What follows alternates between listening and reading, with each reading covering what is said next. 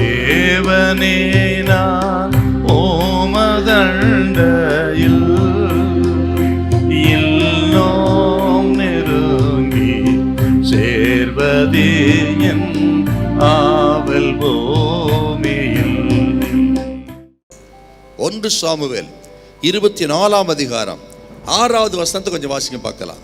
அவன் தன் மனுஷரை பார்த்து, கர்த்தர் அபிஷேகம் பண்ணினே என் ஆண்டவன் மேல் என் கையை போடும்படியான இப்படிப்பட்ட காரியத்தை நான் செய்யாதபடிக்கு கர்த்தர் என்னை காப்பாராக. அவர் கர்த்தரால் அபிஷேகம் பண்ணப்பட்டவர். இந்த சம்பவத்துக்கு முன்பு பக்தன் தாவீது ஒரு ஜெபம் பண்றார்.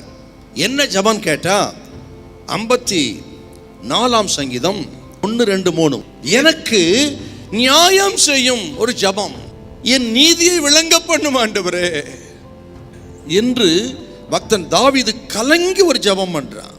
ஏன் அப்படி ஜெபிக்கிறான்னு கேட்டா, இந்த சவுல் ராஜா தாவீதை கொல்லுவதற்கு என்ன காரணம்னா, அந்த சவுலோடு கூட இருக்கிற ஆட்கள் ராஜா அவங்க கொன்று போடும்படி தாவீது தீவிரப்படுகிறா என்று இல்லாதெல்லாம் சொல்லி பொய்ய சொல்லி ராஜாவுடைய சிந்தையை திருப்பி வச்சிருக்கிறாங்க.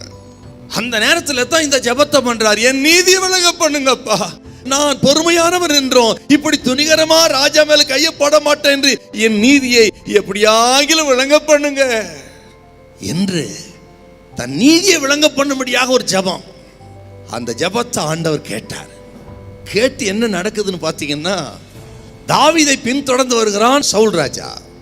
3000 பேரோடு வருகிறான். ஒரு காலகட்டத்தில் அவர்கள் தங்குகிறார்கள். 3000 பேருக்கு மத்தியில் ராஜா இருக்கிறார். திடீரென்று சவுல் ராஜா அவன் பாளைத்து விட்டு வெளியே போய் ஒரு கெபிக்கு வருகிறான். அந்த கெபிக்கு அந்த பக்கத்தில் தான் பக்கத்திலேயே தாவீது இருக்கிறான். ஆண்டவருடைய நடத்திப்பை பாருங்க. இதை தாவீதோட ஆட்களும் பார்க்கறாங்க, பக்கத்தில் இருப்பதை பார்க்கறாங்க. ஏன்னு கேட்டா, இந்த தாவீது இப்ப என்ன செய்யறான் பார்க்கலாம், அவன் மனசாட்சி என்ன சொல்லுதுன்னு பார்க்கலாம். இப்ப சவுலை அனுப்பி பக்கத்திலே அனுப்பி ஒரு வாய்ப்பை கொடுக்கிறாரு. கர்த்தருடைய பிள்ளைகளே, அநேக நேரத்தில் ஆண்டவர் அப்படித்தான் நம்ம வாழ்க்கையிலும் நம்ம மனசாட்சியை உரசி பார்க்க இப்படிப்பட்ட சந்தர்ப்பங்களை அனுமதிப்பார். இந்த சந்தர்ப்பங்களில் நாம் என்ன செய்கிறோம் என்பதை கவனிக்கிறார்.